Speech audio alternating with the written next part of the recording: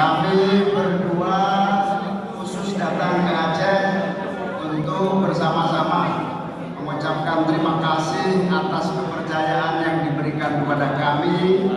Diiringi doa semoga perjuangan ini diberkati oleh Allah Subhanahu wa Ta'ala. Amin.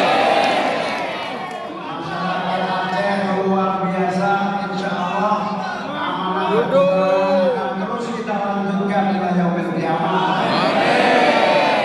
Kami berdua sangat bangga, bersyukur dan bahagia bertemu dengan Bapak Ibu sekalian, dan insya Allah kebersamaan kita untuk Indonesia yang lebih baik, adil, makmur di masa yang akan datang.